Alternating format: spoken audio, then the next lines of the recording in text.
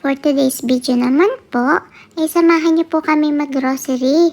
At dahil nga po walang pasok ngayon sa eskwelahan si Kuya, inaisipan muna namin pumunta sa supermarket para bumili ng mga pwede naming lutuin at kainin. Dede! Huh?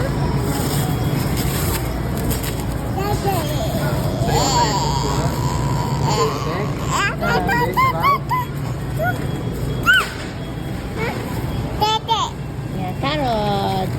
O diba po, mag-grocery lang kami pero ang ganda-ganda ng suot namin ni Lily.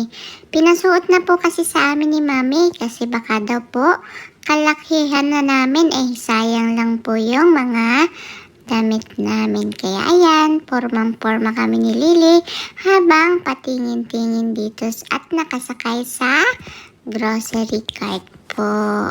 At pagkatapos nga po namin mag-grocery, naisipan na rin po namin dumiretso dito sa Costco para bumili ng french fries at saka hotdog po. At nakita ko nga po itong si Anna at Elsa, kaya isinakay ko na rin po sa cart para may kasama po ako.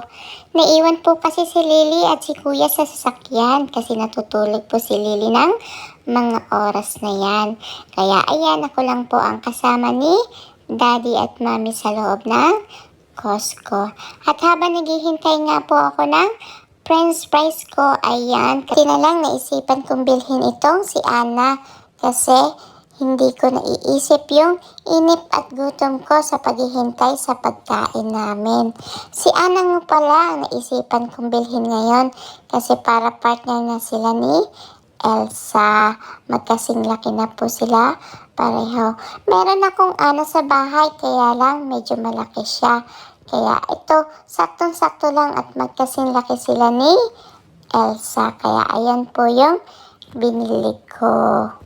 Ang dami ko na nga po nakwento sa inyo pero hanggang ngayon ay wala pa rin po yung hinihintay kong pagkain namin. Kaya naisipan ko na lang po bumaba dito sa cart at dito hintayin.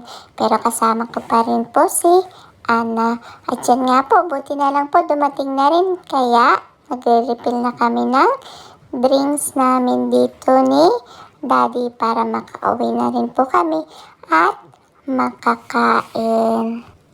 At sa sobrang daming inip ko na po at gutom, ay inabot na nga po ako ng antok kaya nakatulog na po ako habang nasa biyahe. At pagising ko nga po ay nakita ko po itong mga laruan ko kaya dali-dali po ako binuksan si Anna para maglaro sila ni Elsa dito. Medyo na late na nga po ang pag-upload ko ng video na to. At kung updated ka po sa mga video ko, sigurado nakita nyo na po ito sa mga nauna kong na-upload na video. Kaya ayan po ang story kung bakit magkasing laki si Anna at Elsa dito. O diba? Enjoy na enjoy po ako sa paglalaro sa kanilang dalawa.